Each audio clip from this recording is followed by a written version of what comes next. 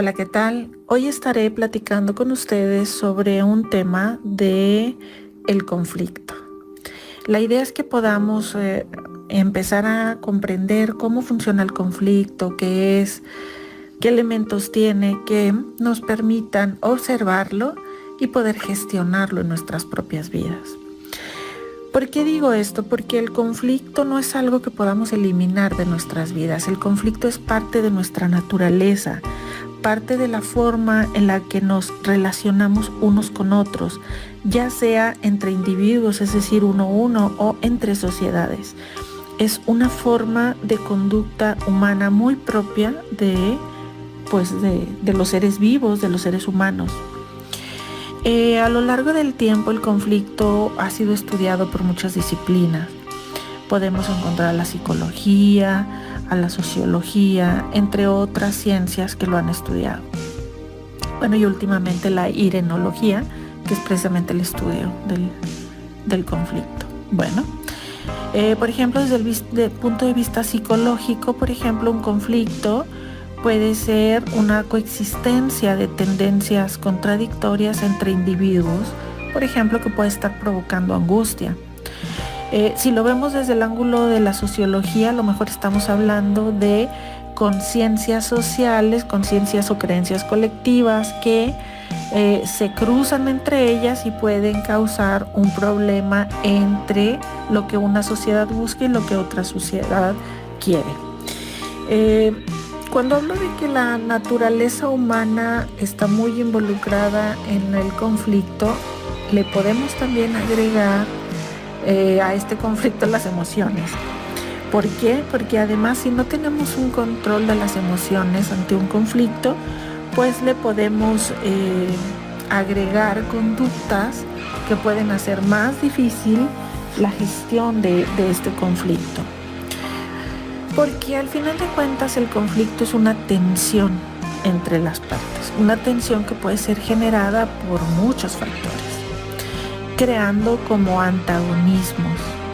Y existen muchos tipos de antagonismos para crear equilibrio. Se requieren dos partes para poder equilibrarlas. Por ejemplo, ¿qué les puedo poner para bajar esto a un caso práctico?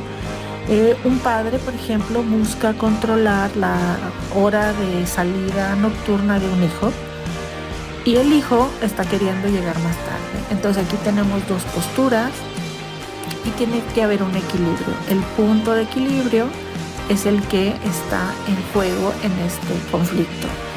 O un trabajador que necesita más tiempo de descanso con un jefe que está teniendo más interés en que el trabajador esté trabajando por más horas, ¿no? Esto crea una tensión también, como la anterior, que requiere un equilibrio, ¿okay? Entonces, ¿las relaciones antagónicas son malas? No. Lo que necesitamos es que estas relaciones naturales antagónicas sean funcionales y que podamos interactuar estableciendo un equilibrio dinámico, un equilibrio que se vaya moviendo y adecuando a la situación y a la realidad. Pero pues para esto necesitamos estar tranquilos y poder observar y conocer cómo funciona. Hay algunos elementos del conflicto también que me gustaría comentar. Uno de ellos es que es inherente a la vida gregaria. ¿Qué quiero decir con esto? Que es parte de la convivencia. Si estuviéramos solos en una cueva, pues a lo mejor nos peleamos con nosotros mismos, pero ya no tenemos otro con quien pelear. Entonces, desde que estamos en sociedad, es inherente a la realidad que estamos viviendo. Es una forma natural de motivación al cambio, es decir, necesito sentirme tenso con algo o incómodo con algo para cambiar y para moverme. Otro punto sería que no es ni positivo ni negativo, es decir, tener un conflicto no es malo ni bueno, es una eventualidad de mi interacción social, es un proceso. Puede ser favorable o desfavorable en determinado momento estarlo viviendo, pero no es ni malo ni bueno, el conflicto está y hay que gestionarlo. También lo podemos ver como que hay una ruptura en el equilibrio que hay que volver y tenemos la necesidad de volver a equilibrar, volver a a reconfigurar cómo estoy llevando este conflicto. O no es un indicador, tener un conflicto con alguien no es un indicador de que yo tengo la razón y el otro no. Significa que hay una tensión que tengo que atender, ¿sí? Y el curso de este conflicto y a dónde llevemos el conflicto y cómo nos vamos a sentir al final del conflicto tiene mucho que ver con el manejo que hagamos de este. También me gustaría comentarles, por ejemplo, algunos de las clases de conflictos, ¿sí? Solo algunos de ellos, por ejemplo, como para que podamos ir entendiendo. Podemos encontrarnos conflictos competitivos. ¿Qué es un conflicto competitivo? Es en donde la victoria de una de las partes está condicionada a la derrota total del otro, ¿no? Como luego dicen, gano todo y el otro pierde todo. Cuando esto sucede, estamos encontrando en que las metas son incompatibles o no hay como un punto medio. Uh-huh. También podemos tener otro tipo de conflicto que se le conoce como perturbador. ¿Qué significa? Las partes no están buscando ponerse de acuerdo, solo están buscando dañarse, agredir o molestar al contrario. Y a la otra parte, ¿qué es lo que pasa? Pues tenemos un conflicto donde hay ira, hay temor, hay tensión, hay muchas emociones involucradas y no se está buscando una solución, como decía. También podemos tener conflictos reales o irreales. Un conflicto real es un conflicto que tiene todo para verlo y observarlo, o sea, tiene un interés, hay una opinión, hay percepción y son sobre datos y hechos visibles y observables. Un conflicto irreal, entonces, es solo una percepción equivocada o errónea que tenemos de una sociedad, de una situación o un malentendido. Por ejemplo, puedo estar pensando que tú quieres hacerme daño, pero no tengo ninguna prueba. Entonces eso es irreal.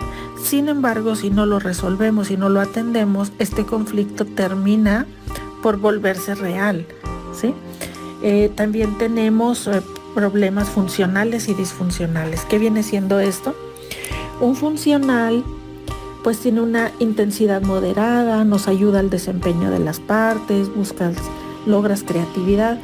Este tipo de problemas los encontramos en la oficina, por ejemplo, alguien que trabaja en el día a día de tu trabajo, con cuántos problemas te enfrentas que tienes que resolver, pero que no son un drama, no te causan un problema, van a dedicar un tiempo de tu día, vas a dedicar un tiempo a resolverlo y lo vas a lograr. Esto es un problema funcional, un conflicto funcional. Uno disfuncional es cuando la tensión es mucha, te provoca angustia, te provoca malestar, te provoca estrés y empiezas a sentir necesidades de salir de forma explosiva de ahí. Entonces ya es disfuncional, ya no lo estás procesando de forma natural. También encontramos conflictos agresivos y no agresivos, por ejemplo. En el agresivo es cuando las partes ya traen la intención, alguna mínima de las partes, de agredirse y la agresión es real. Puede haber una escalada aquí de violencia desde decirse una palabra o empujarse o hacer algo para dañar al otro. Y puede ser en una de las partes o en ambas, ¿no? Que la agresión esté aumentando. Y los no agresivos es cuando las partes no tienen la intención de alterarse ni de dañarse. Saben que tienen un problema y están buscando qué hacer con el problema. Esto sería un conflicto no agresivo. Otra división podemos encontrar entre flexibles e inflexibles.